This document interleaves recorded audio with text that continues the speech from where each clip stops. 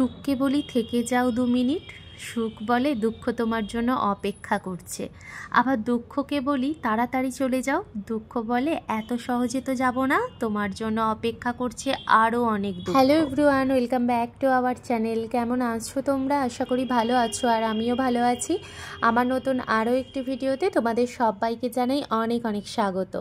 এখন প্রায় ঘড়ির কাঁটায় ওই বাজে 11টা সাড়ে 11টার মতো, আর এখন আমরা বেরিয়েছি বাড়ি যাওয়ার উদ্দেশ্যে। শ্বশুরবাড়ি থেকে আস্তে আস্তে প্রায় বেজে গিয়েছিল 1টার মতো। এসে রান্না বান্না করে খাওয়া দাওয়া করে কিছুক্ষণ রেস্ট করি, আর তারপর আমার প্রচণ্ড পরিমাণে শরীর খারাপ হয়, জ্বর আসে, পেটের যন্ত্রণা হয়। তোমাদের দাদাভাই জোর করে আমাকে নিয়ে গিয়েছিল বাইরে একটু ঘুরতে, কারণ ও তো কাল চলে যাবে, তো সেই জন্যই ওর কিছু কেনাকাটা করব আর বাইরেটা একটু ঘুরবো বলেই আমাকে নিয়ে গিয়েছিল। একদিকে শরীর খারাপ আর একদিকে মন খারাপ, দুটো একসঙ্গে শরীরের মধ্যে বশবর্তী হয়ে আমার শারীরিক পরিস্থিতি একবারেই খারাপ করে দিয়েছে। কিন্তু তবুও ওর সাথে একটুখানি বাইরে বেরিয়েছিলাম ঘুরতে, কারণ এই সময়গুলো তো আর আমি কাল থেকে পাবো না।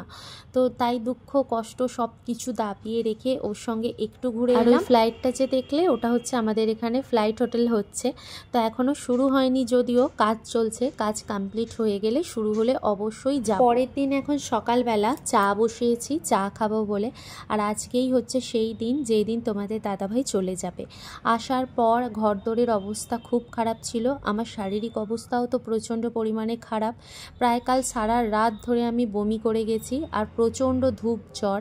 তো এখন মোটামুটি একটু ভালো আছি, তাই তোমাদের দাদাভাইয়ের জন্য যা কেনাকাটি বাকি সেগুলো কিনতেই নিচে যাচ্ছি। ওর যা যা লাগবে সব কিছু কিনে এনেছি, আর এখন প্যাকিং করতে বসেছি।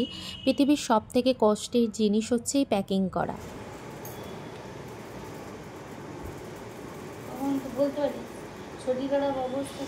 শরীর খারাপ তোমার দিদি ভাইয়ের, রাত থেকে 4বার উল্টি করেছে, আর আজ আমি চলে যাব, তাও দেখো প্যাকিং করে দিচ্ছে আমার জন্য। আমি বললাম আমি নিজে করে নিচ্ছি, বলছে না তুই পারবি না, আমি করে দেবো। মন খারাপ আমারও, তার থেকে কিছু ওর মন খারাপ। কিছু না, আবার আসবো কিছুদিন পর, ঠিক আছে চলো। প্যাকিং করবার পর খুব সিম্পল রান্না বান্না করব বলে চলে এসেছি রান্নাঘরে। আর আমার এখানে কিন্তু স্নান করাও কমপ্লিট হয়ে গেছে। রান্না বান্নার মধ্যে ছিল মাছ ভাজা, আর ছিল হচ্ছে এখানে ঝিঙে আলু পোস্ত, আর বানিয়েছিলাম ডাল, আর এখানে ছিল বেগুন ভাজা, আর ছিল ভাত। তো তোমাদের দাদাভাই যেহেতু ঝিঙে পোস্ত খেতে ভালোবাসে, তো বাড়ির খাবার আবার কবে আসবে তবে খাবে, তো সেই জন্য ওকে বানিয়ে দিলাম। আর এখানেও নিয়ে যাবে বলে পটল আলু ভাজা আর পরোটা করে দিয়েছিলাম, সেটাই ও নিয়ে যাবে। খেতে দেব তার আগে ভাবলাম যে সিঁদুরটা একটু ওর কাছ থেকে পরে নিই।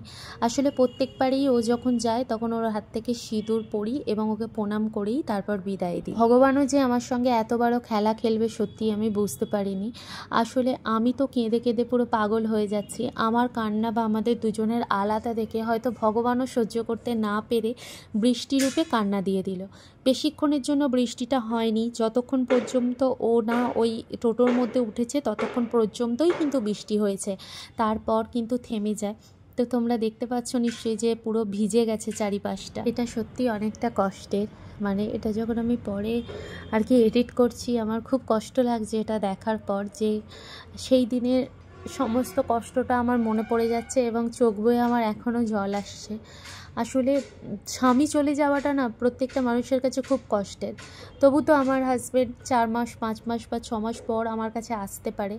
যারা প্রবাসে থাকে তাদের স্বামীরা তো 2 বছর 3 বছর করে আসে না, তাদের কষ্টটা হয়তো আমার কষ্টের থেকে আরও দ্বিগুণ, কিন্তু কিছুটা হলেও তাদের কষ্টটা তো আমি ফিল করতে পারি। স্বামী ছাড়া শ্বশুরবাড়িতে একদিন কাটানো দম বন্ধ হয়ে আসে, সেখানে আমাদের মাসের পর মাস তো এইভাবে কাটাতে হয়। অনেক মানুষ বলে যে যখন বরেরা বাইরে ডিউটিতে যায় তখন এত ন্যাকা কান্না কেন কাঁদে। তো আমি সেটাই তোমাদেরকে একটা কথা বলবো। দেখো, প্রথম কথা হচ্ছে যাদের হাজব্যান্ডরা বাড়িতে থাকে, দিন শেষে বলো বা রাত শেষে বলো বা যখনই বলো, তার হাজব্যান্ডকে দেখতে পায় এবং তার পছন্দের খাবারগুলো সে করে দিতে পারে। যদি সকালবেলা তার পছন্দের খাবার করে দিতে না পারে, রাত্রিবেলা সে আসবে এটা জেনে তার পছন্দের খাবার করে রাখতে পারে, বা সে কেমন আছে না আছে দিন শেষে সে জানতে পারে। তারা মনের কথাগুলো তারা দুজন দুজনের সাথে শেয়ার করতে পারে। কিন্তু আমাদের তো সেটা হয় না। সেই 4 মাস পর কখন আসবে কখন না আসবে সেই ততদিন অপেক্ষা করে থাকে। 4 মাসের মধ্যে জীবনে অনেক অনেক কিছু ঘটে যায়, অনেক কিছু উথাল পাতাল হয়ে যায়। সব ঘটনা কিন্তু আমরা ফোনে বলতেও পারি না। এবার 4 মাস পর যখন বাড়িতে আসবে তখন যে সব কথা মনে থাকে সেটাও না, কোনো কথা হয়তো মনে থাকে, আবার কোনো কথা হয়তো মনে থাকে না। হয়তো দুজন দুজনকে দেখার পর আনন্দ করতে করতেই আমাদের অনেক সময় চলে যায়, এইভাবেই দিনগুলো কেটে যায়। তাই মনের মধ্যে কষ্টটা কষ্টের জায়গাতেই থেকে যায়। এবার দেখো, হয়তো বলতে পারো তোমরা যে ওরা যে ডিউটি থাকে সেখানে কি তোমরা বলতে পারো না? না, আমরা বলতে পারি না, কারণ আমার হাজব্যান্ডের হচ্ছে খুবই খারাপ জায়গায় পোস্টিং, মানে প্রচণ্ড খারাপ জায়গায় পোস্টিং। এমন জায়গায় পোস্টিং যেখানে এক পা ফেললে 10 বার চিন্তা করে ফেলতে হয়, পিছন দিকে পিছালেও 10 বার চিন্তা করতে হবে। তো সেই জায়গাতে সবসময় যদি আমি ফোনও করি, হয়তো সে সবসময় ফোন রিসিভ করতেও পারে না। কখনো কখনো রিসিভ করে, আবার কখনো কখনো ও যদি মিস কল দেখে পরে ওর অনুযায়ী ও ফোন করে। তো এরকম খারাপ জায়গায় ওর এখন পোস্টিং। আর যে জায়গাটায় এখন পোস্টিং রয়েছে সেখানে প্রচুর ঝামেলা চলছে, প্রচুর ঝামেলা চলছে। তাই কি মুহূর্তে কি হয়ে যাবে সবসময় ডিউটির মধ্যে থাকতে হয়, তাই সেই জন্য সবসময় ফোন করাও চলে না। এবার এই রকম পরিস্থিতিতে সে সেখানে ডিউটির জন্য গেছে, তাকে যদি বাড়ির বা মনের নানান কথা বলে থাকি বা জোর জবরদস্তি করি, তাহলে সেটার মধ্যেও তার একটা চাপ থাকে। তো সেই জন্য আমি সব কথা বলতেও পারি না। এবার বাকি রইল ওর সঙ্গে থাকা। দেখো, প্রত্যেকটা মেয়েরই স্বপ্ন থাকে যে আর্মি কোয়ার্টারে থাকবো, হাজব্যান্ডের সঙ্গে থাকবো, এটা প্রত্যেকটা মেয়েরই ইচ্ছে থাকে। আর বাবা মা কিন্তু বিয়ে দেয় তার হাজব্যান্ডের সঙ্গে সুন্দরভাবে জীবনযাপন করতে।